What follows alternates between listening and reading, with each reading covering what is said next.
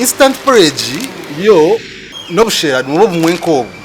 but echenja uri kiriya instant na nobushera bwo kuteka instant yo no shukamu just amizi garukosya uteze jiko onywa kandi hato mwana yana abunywa ikine cyo kumuyambaho it is a brain booster ko kunagambira amagezi no it contains omega 3 so it is a brain booster kandi no kushanga arukushanga mwana yishomera arukubura mu kushanga mwe nabasa kufuna enjara mango bine ulcers in short atobo bushera yabunywire takwangwa kufuna enjara no nubwiguse we bwenyene abwa muhogo eri muneremera carbohydrates nazo nyine ziri mu content ya carbohydrates ziri muzo nyine nyinshi so takushanga namwe nafurachi enjara mango actually koko nagambira content says go Instapo is the same content says as go only judging instant but obuno bokuteka so both products are good for them yana enda weight gain yana abura mamani koko nachugambira appetite to boost all that kandi ekindi obishoro bwitobo to distributing abura hamwe on supermarkets zone nambwe no bwa hatage Instapo kugira ngo abana bari mbagarika ishomero kutandika noru akatano oru that is going to be ebro abiri ya 20 twakwa tutandika promotion yitu bazo mu supermarkets yagenda kagura anti-porridge product don't monjera 2 sachets is a Instapo kugira ngo abana bari mbagarika ishomero this is a product y'abana bibakucera kosa enchi mu mashomero kuko nagamba kuko bukuyamba umwana wa ishomero ahanjara brain boosting so abana mbabukosa munono so currently in a promotion age yebiro it's going to be for 3 days but abana bari mbagarika ishomero mu supermarkets yaza yakagura Instapo ninga kagura any anti-porridge product twakontu monjera chi 2 sachets mu Uganda yona kuko nagambira this product is made from Makerere. So kuba kujikora Makerere into distributing a country wise. Ngokuna gambito together Western Uganda, together Shangwaha High Street opposite is a Victory Salon. But Ichinkumanya currently most of the supermarkets we are there. Kore media niyo yonke yokushanga hebirungi nkebyo. Kwati kore media birankore. Na kwachira uwe bari kureba Nkole Media TV nkabutosha amazina ndi Joanna 1-on-1 natayayira aba anti-porridge nibo bakora porridge yo kureba very nutritious erimu ebirungo 12 ebikubasa kuyamba omwana wawe kukuraje porridge yitu ningashi porridge yaba anti-porridge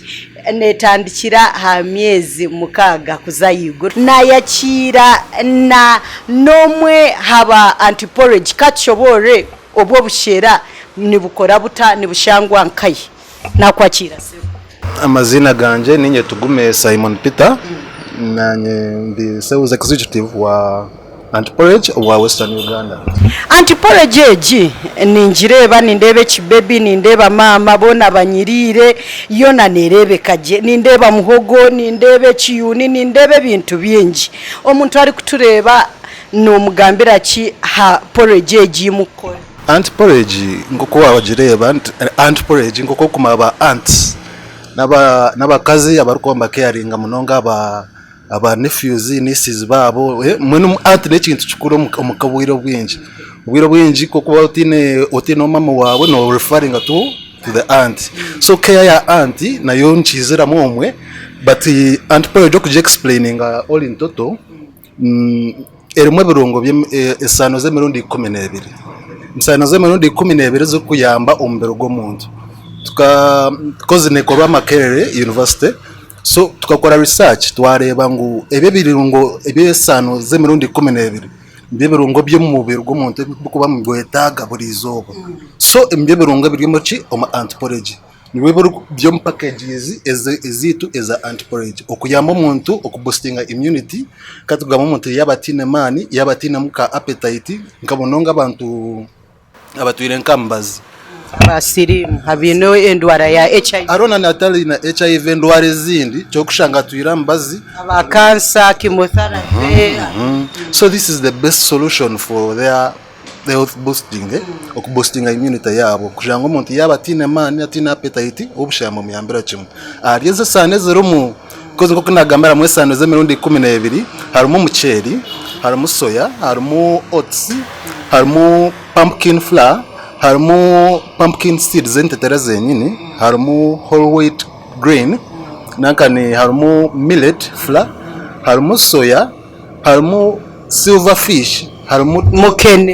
mukene harimo dodo harimo na cassava muhogo yitu yaburije bate ebirungo byona wo bwisire mbambi yambira kimwe mu biro gomuntu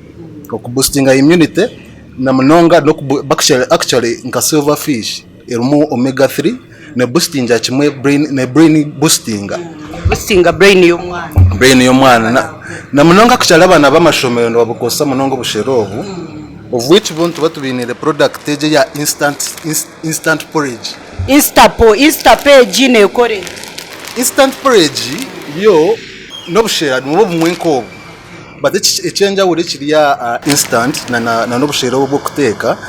instant yo no shuka mu just amizi garukosya uteze jiko onywa mbona abandi ya office harwa bine obwo nitubweta bwakula nitubweta butane babwina miziga kosa hati obwobwe naza wonka miga akarugamo amiziga kosa nimpika nita mu porridge nita no hikanota no kashuko mu chikopo ushukama amiziga rukosya nenga matega rukosya uteze jiko it's ready to drink no bushera bwenyine and very good actually very easy convenient to make nemwe bwangu gukora mbweno mwana yabari yishomero noreba ntuza power house ninga kitchen twakira miziga kosa so nayo akira miziga kosa power house ninga kitchen nishuka mu bushikaka kasaketi bushikama kasaketi akagamba kazo mu chikope cha bulukamenka wankatabere chikope cha 300 mils koko wakashukira mu chikopo ushukama miziga kosa directly tokubanza kushikama go kufuka ubutaye tukore ibisiyanga twatubaya tutabara mago kufuka but this one no shikama garukosya directly oteze jiko onywa okay omwana ari yishomero ningashi omuzire ino mwana ishomero no mu haburota hakozesa porojite ya instapone gomoro mwana ne muhobwenje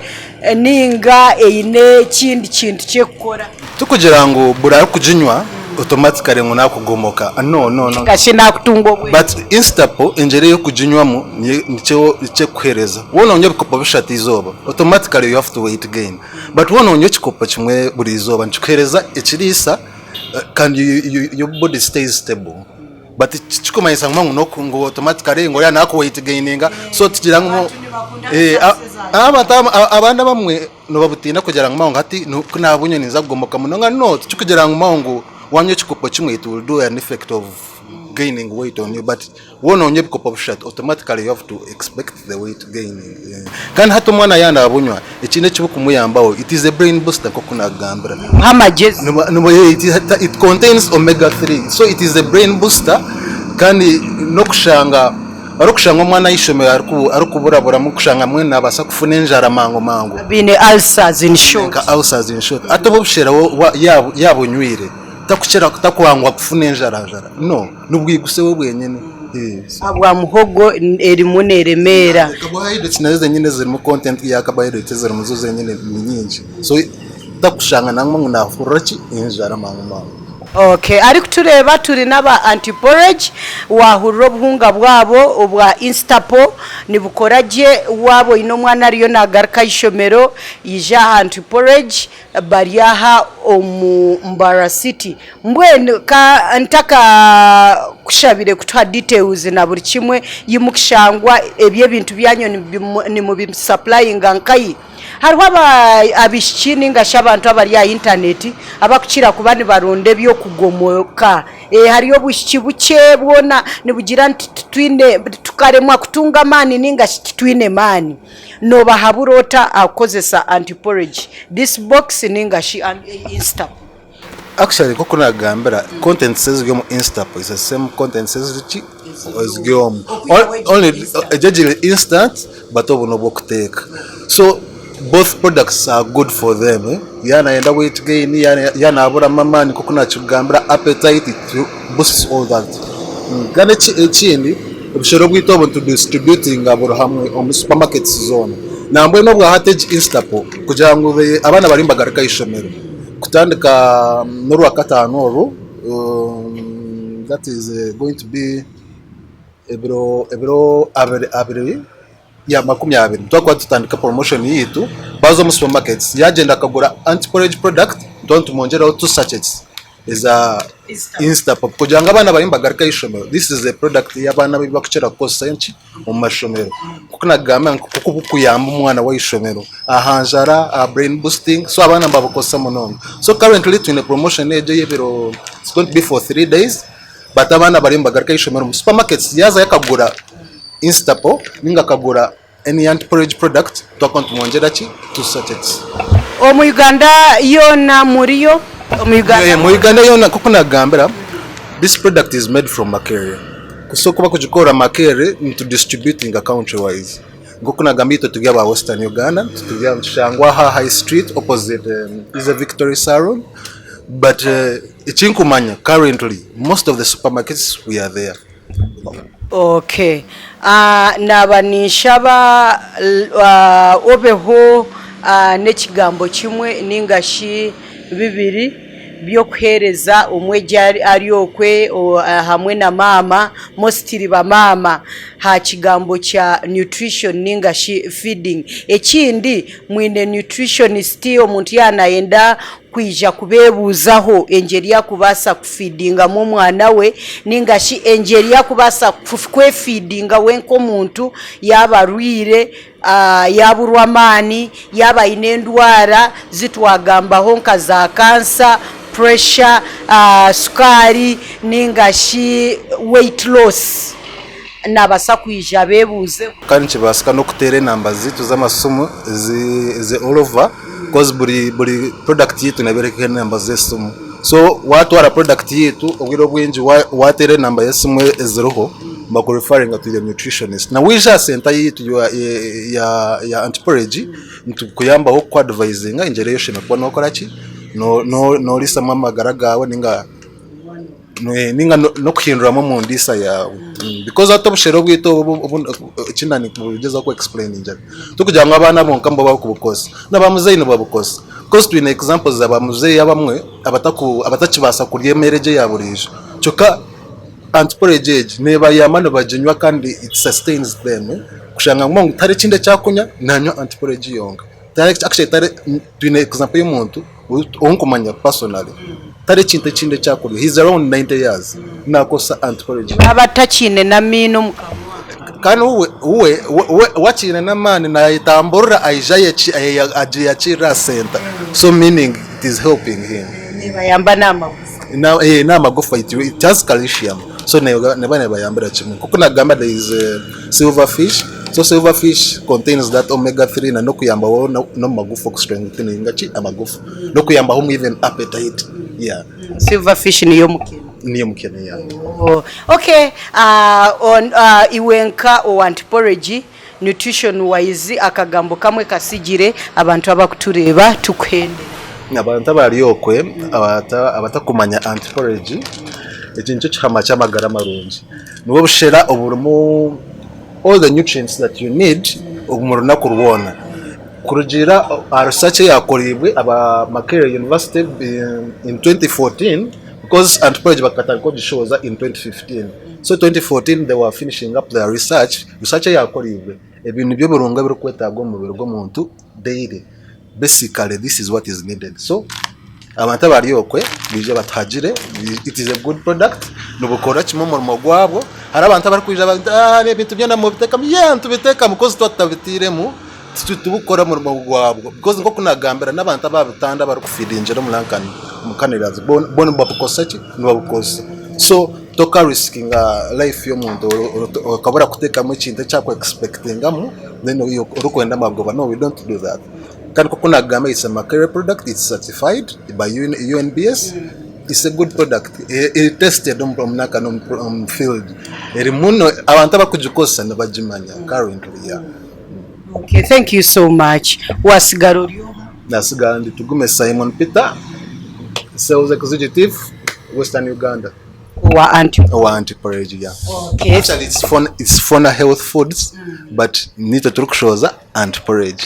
Yeah. Thank you so much. Nkole Media TV, thank you so much for watching. To aba tutayaire aba anti-porridge. They have one of the best nutritious porridge in Uganda. Za outlets zona, ningashi supermarkets zona, obase kwetunjira anti-porridge eji, omwana wawe agire amagara marungi hamwe no murire wawe nasigara. And Joanna, until next time, bye bye.